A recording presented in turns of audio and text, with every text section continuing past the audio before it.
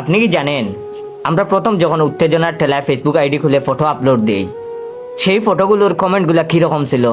যদি জানতে চান তাহলে অবশ্যই সম্পূর্ণ ভিডিওটি দেখবেন, আর ভালো লাগলে আপনার বন্ধুদের শেয়ার করে দিবেন। বেইমানি করা শিখি নাই, সাপোর্ট নেবেন, সাপোর্ট দিবেন, পাশে থাকলে পাশে পাবেন ইনশাল্লাহ। নিউ পোস্ট, সাপোর্ট চাই, প্রোফাইলটা ঘুরে আসার দাওয়াত রইল, পাশে থাকলে পাশে পাবেন 100% ব্যাক টু ব্যাক। ছবি তো নয়, যেন একটি সুন্দর তাজা গোলাপ ফুল। ইয়া আসলে একটা দুর্দান্ত ছবি, অসাধারণ মুখভঙ্গি আর চোখের দৃষ্টি, মিষ্টি মুখের হালকা দুষ্টু হাসিতে চেহারা আরো বেশি ফুটে উঠেছে। চুলের স্টাইলটা বলতে হয় না, আর পোশাকের তো যেমনই রং তেমনই ডিজাইন, সব মিলিয়ে অসাধারণ লাগছে। এমন পোজ জাতি আগে দেখে নাই। ছবিটির অসাধারণ ব্যাকগ্রাউন্ড আমার মনকে ছুঁয়ে গেছে।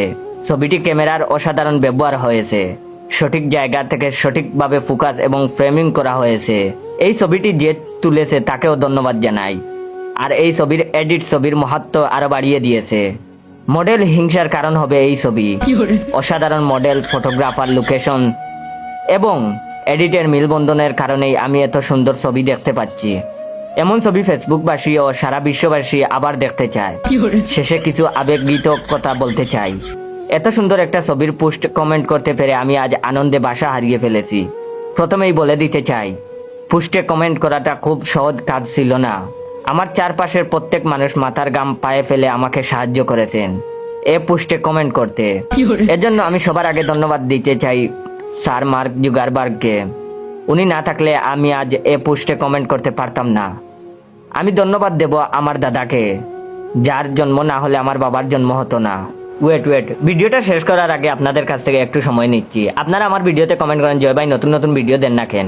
আমি প্রতিদিনই রেগুলার ফানি গল্প দিই আমার আইডিতে, অথচ আপনারা ফেক পেজ বা ফেক টিকটক অ্যাকাউন্ট ফলো দেওয়ার কারণে আমার ভিডিওগুলো দেখতে পাচ্ছেন না। আমার অরিজিনাল টিকটক অ্যাকাউন্টের নাম বাইসা বনফায়ার, আর অরিজিনাল পেজের নাম ইয়োর জয়। আমার পেজের ফলোয়ার 3200। তাই বলি সবাই ফেক থেকে সাবধান, আর আমার real page and TikTok account follow দিবেন। আমি ধন্যবাদ দেব আমার দাদাকে, যার জন্ম না হলে আমার বাবার জন্ম হতো না, আর বাবার জন্ম না হলে আমারও জন্ম হতো না, আর আমার জন্ম না হলে পোস্টে আমি কমেন্ট করতে পারতাম না। আমি ধন্যবাদ দিতে চাই আমার জুতার ফিতাকে। একদিন জুতার ফিতা বাঁধতে গিয়ে আমি বড় দুর্ঘটনা থেকে বেঁচে যাই। আমি আরো কিছু লিখতে পারছি না, কারণ আমি আবার বেশি প্রশংসা করতে পারি না, বেশি কথার কমেন্ট লিখতে পারি না। আপনার পোস্ট কমেন্ট করতে পেরে আমার হাত কাঁপছে, আনন্দে আমার চোখ বেয়ে জল গড়িয়ে পড়ছে।